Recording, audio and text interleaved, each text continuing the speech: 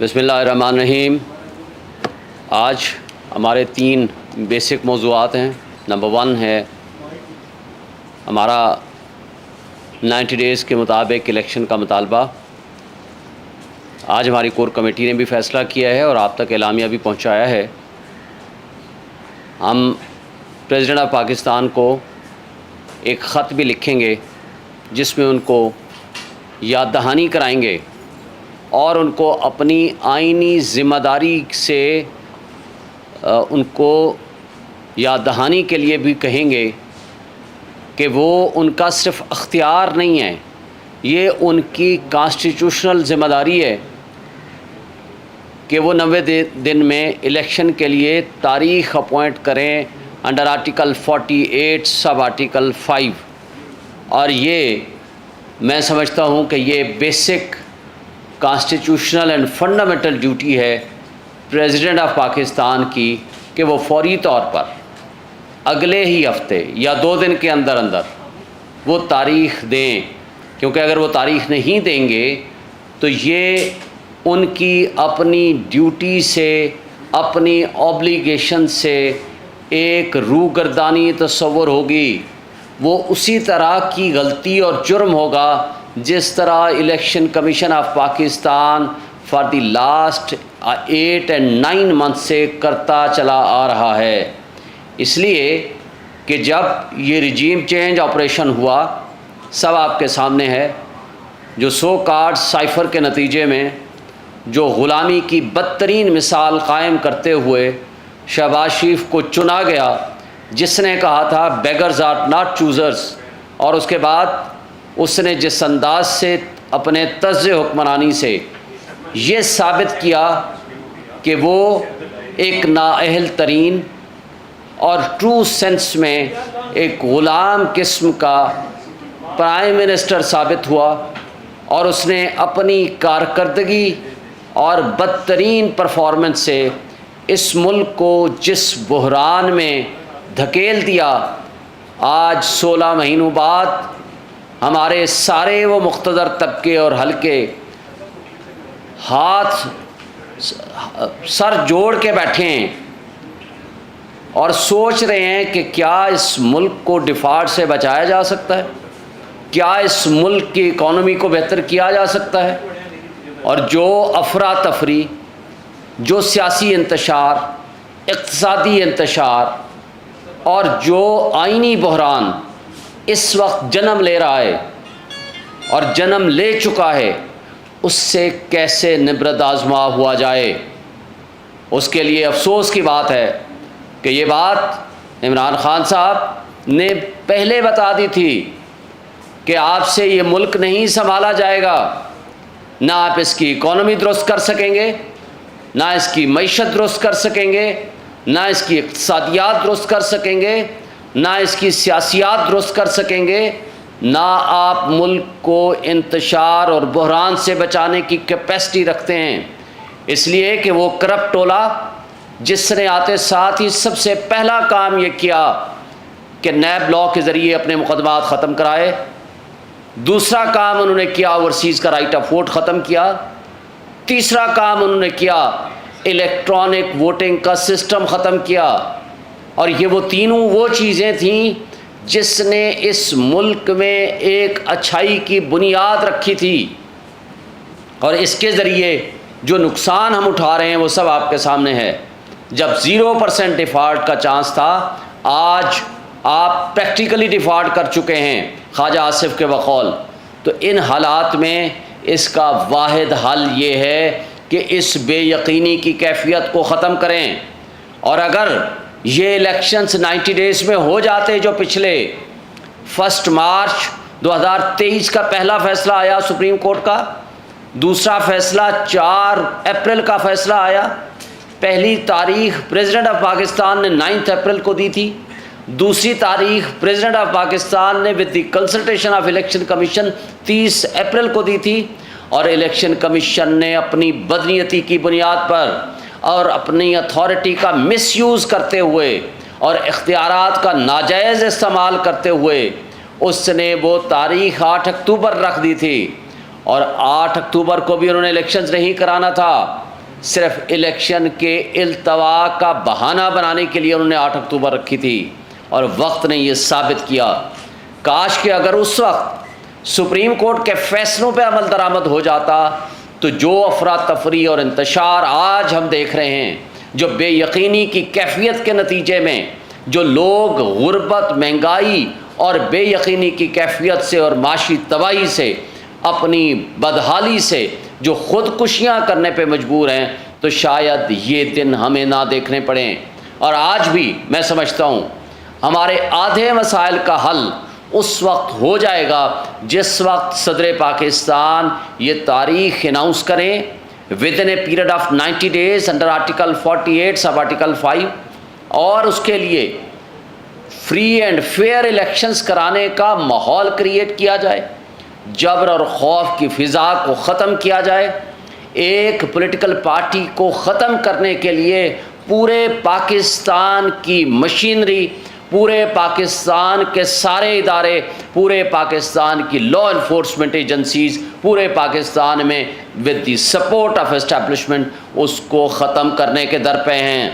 اس کا نقصان کیا ہوا ہے؟ آج آپ کا اسٹریٹ کرائم بڑھ گیا ہے، آج آپ سے معیشت نہیں سنبھلی جا رہی، آج دہشت گردی پاکستان میں اور اسپیشلی KPK میں اپنے عروج پہ چلی گئی ہے، اس لیے کہ جو شخص اپنی ذمہ داریوں سے روگردانی کرے گا، جو شخص جس کی جو ذمہ داری ہے وہ اپنی پوری نہیں کرے گا، تو اس کا نقصان اداروں کو اس صورت میں اٹھانا پڑتا ہے جس کیفیت کو آج ہم بھگت رہے ہیں۔ آئین کا تقاضا ہے کہ تمام امور مملکت ایک منتخب نمائندوں کے ذریعے انجام پائیں گے، اور اگر منتخب نمائندوں کے بغیر اگر کوئی کام ہوگا وہ ان کانسٹیٹیوشنل اینڈ انلیگل ہوگا، جس طرح CCI نے غلط فیصلہ کیا، اور اس کے نتیجے میں وہ تمام پولیٹیکل پارٹیز جو PDM کی صورت میں، پیپلز پارٹی کی صورت میں، نون کی صورت میں، JUI کی صورت میں بیٹھے ہیں، وہ سب ذمہ دار ہیں۔ وہ الیکشن سے بھاگنا چاہتے تھے اور بھاگنا چاہتے ہیں، اور آج بھی اگر وہ سنجیدہ ہوں تو ان کو بھی سپریم کورٹ سے رجوع کرنا چاہیے۔ وہ کیوں نہیں رجوع کرتے؟ اس لیے کہ وہ چاہتے نہیں ہیں الیکشن، ان کو نظر آ رہا ہے اپنی شکست۔ فار دیٹ پرپز میرا خیال ہے کہ انہوں نے جو بارودی سرنگیں بچھا کر گئے ہیں، الیکشن کے التوا کا بہانہ بنا کر گئے ہیں، اس کا نقصان آج ہمیں بھگتنا پڑ رہا ہے۔ آج اس ساری کیفیت جو سب آپ کے سامنے ہے، میں نے کہا الیکشن کا اناؤنسمنٹ، آپ فری اینڈ فیئر الیکشنز کا ماحول دیں، جس کو لوگ چننا چاہیں وہ ماحول دیں، ان کو الیکٹ کرائیں، تاکہ ایک اسٹرانگ انڈیپینڈنٹ گورنمنٹ جو ہے ان مسائل کا حل کر سکے۔ تو یہ 50% آپ کے مسائل کے ذریعے حل ہو جائیں گے، اور بجائے اس کے کہ آج آپ $18 بلین سالانہ، یہ UNDP کی رپورٹ ہے، آپ اشرافیہ کے اوپر خرچ کر رہے ہیں، اور غریب آدمی کے پاس کھانے کو نہیں ہے۔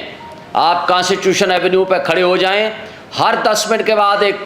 گاڑی نکلتی ہے، اس کے آگے پیچھے قافلہ ہوتا ہے جس میں بڑی بڑی گاڑیاں، جس کا مفت کا پیٹرول، جس میں نفری، جس میں افراد، وہ پروٹوکول ان کے ساتھ ہوتا ہے۔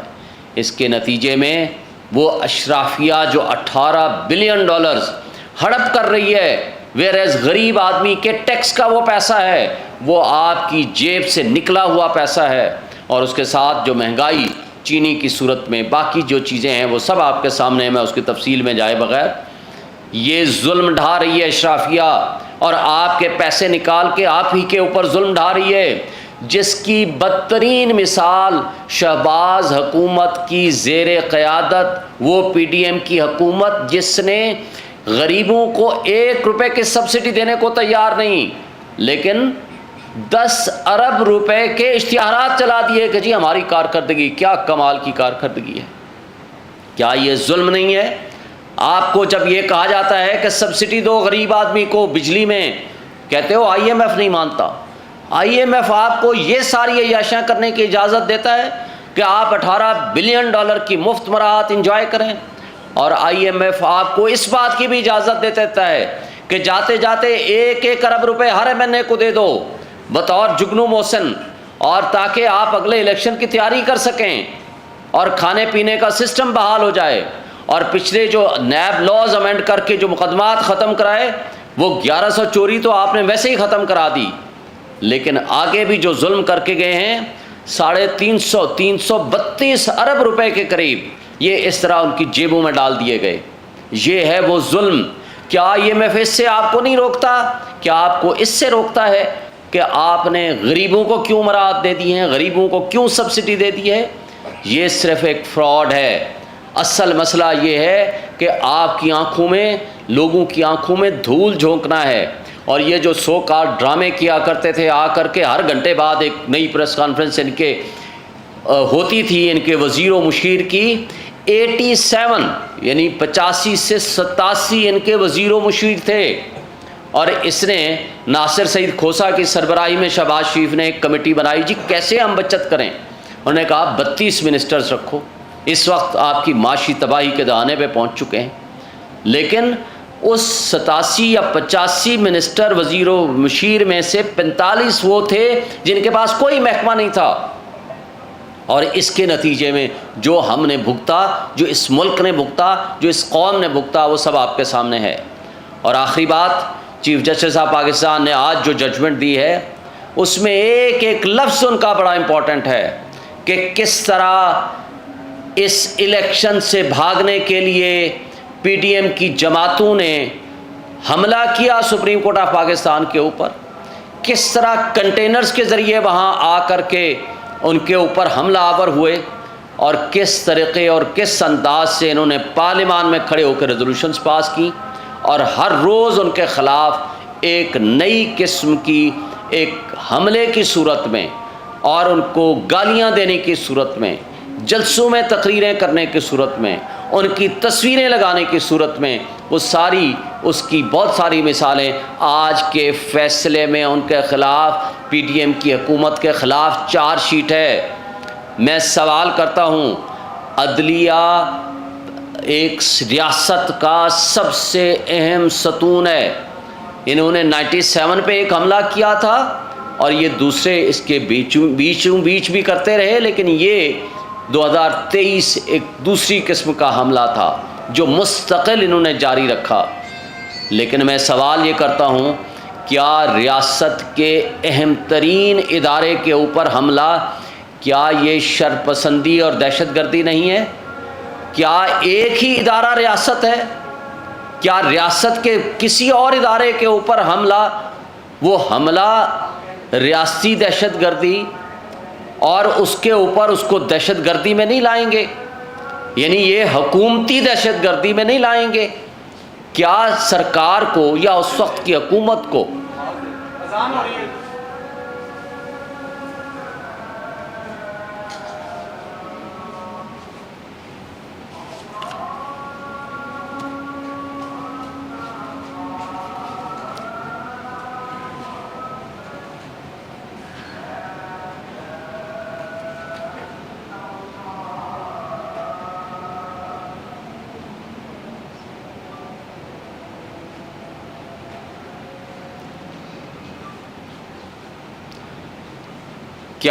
سپریم کورٹ آف پاکستان جو ریاست کا اہم ترین ستون ہے، اس کے اوپر حکومت کی طرف سے حملہ ایک ریاستی دہشت گردی نہیں ہوگی؟ کیا اس کے خلاف کوئی مقدمہ بنایا جانا ضروری نہیں ہے؟ یا کیا ریاست صرف ایک ادارے کا نام ہے؟ یہ سوال ہے ہمارا تمام مقتدر طبقوں، حلقوں سے، ہمارے اسٹیبلشمنٹ سے بھی، ہماری اس وقت کی لا انفورسمنٹ ایجنسیز سے بھی، اور care taker prime minister of Pakistan سے بھی، کہ آج کے فیصلے سپریم کورٹ کو وہ کل کے فرما رہے تھے کہ ہم سپریم کورٹ کے ہر فیصلے پہ عمل درآمد کریں گے۔ میں ان سے یہ مطالبہ کرتا ہوں کہ سپریم کورٹ کا آج کا فیصلہ لے کے ان تمام کرداروں کو بے نقاب کیجیے، ان کے خلاف دہشت گردی کے مقدمات درج کیجیے، تاکہ آئین اور قانون کی بالادستی قائم ہو سکے۔ اور دوسری بات مجھے یہ بتائیں، اور میں یہ جاننا چاہتا ہوں سپریم کورٹ آف پاکستان سے، کہ آج آپ نے یہ فیصلہ دے دیا تو کیا ان کرداروں کو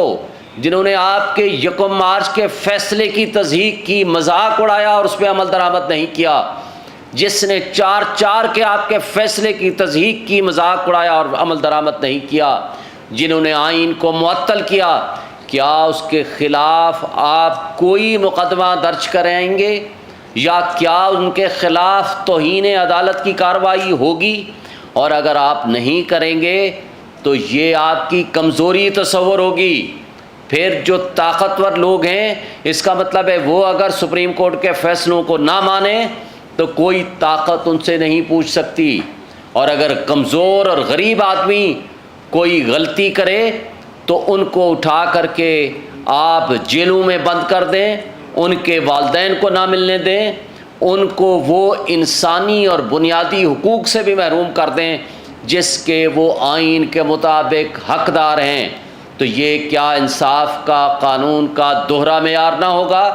کیا اس سے ڈس اپوائنٹمنٹ، افراتفری نہیں پھیلے گی؟ کیا اس سے لوگوں میں تفریق اور عدم استحکام کی پوزیشن نہیں آئے گی؟ اس لیے میں مطالبہ کرتا ہوں چیف جسٹس آف پاکستان سے کہ آپ اپنی ریٹائرمنٹ سے پہلے ان تمام کرداروں کو ضرور کٹہرے میں لائیں، ان کو سزا دیں جنہوں نے اس ملک کے آئین کے ساتھ کھلواڑ کیا، جنہوں نے آئین کے آرٹیکل 6 کی وائلیشن کی، جنہوں نے آئین کا، قانون کا اور عدلیہ کا مذاق اڑایا، اور آج ہم اس مذاق کو تسلسل کے ساتھ دیکھ رہے ہیں۔ سین صاحب، ابھی تھوڑی دیر پہلے بھی ایک پریس کانفرنس ہوئی، وہ بھی مدعا صرف سپریم کورٹ ہی تھے، آپ نے بھی ذکر کیا، تو کیا آپ یہ نہیں سمجھتے کہ 14 مئی بھی وہ اپنے آرڈر پہ امپلیمنٹ نہیں کروا سکے؟ آپ کہیں نہ کہیں ان کو ملائن کرتے ہوئے نظر آتے ہیں کہ آپ کیا ان کے پاس ہے آرڈر، کیوں نہیں کروا پا رہے؟ دیکھیں، پہلی بات تو یہ ہے کہ جب ان کے مقابلے میں نے کہا نا، سارے سپریم کورٹ کے فیصلہ جات کو عمل درآمد کرنے کے لیے انہوں نے ہر حربہ استعمال کیا، ماضی کی پی ڈی ایم کی حکومت نے، آپ کے سامنے ہے۔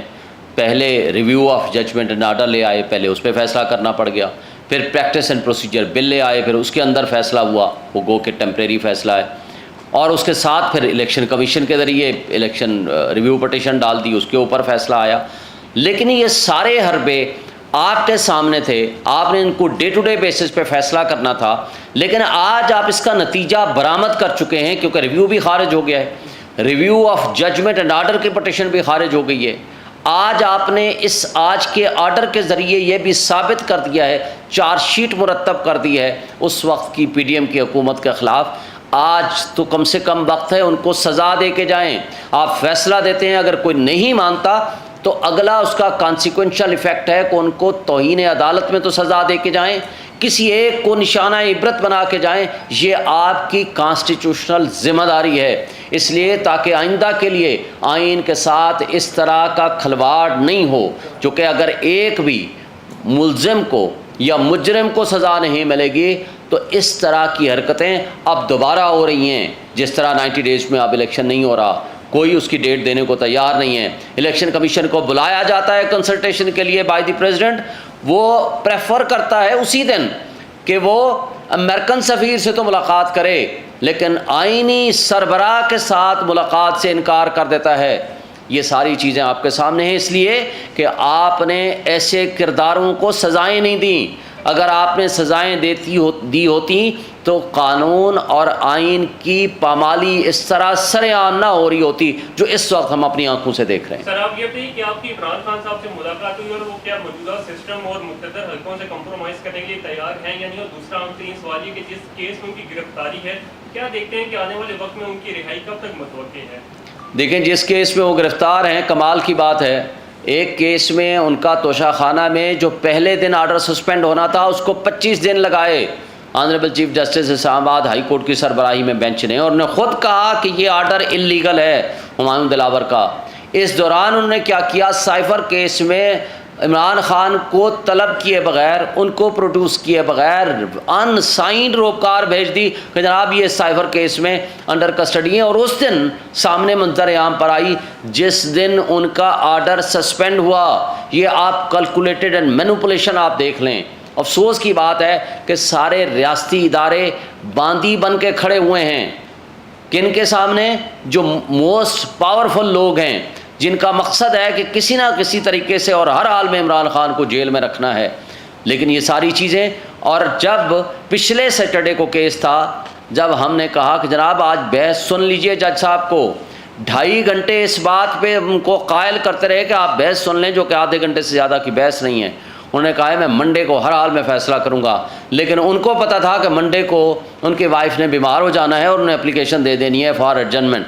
ہم نے پھر تاریخ التوا کی، جب نہیں ہو سکا، اور یہ واحد جج ہیں جس کا کوئی سبسٹیچیوٹ نہیں ہے پورے پاکستان میں، اس کا کوئی ڈیوٹی جج نہیں ہے. کل پرویز الہی کو پیش کرنا تھا، وہ آ گئے، آ کر کے پیش کر دیا گیا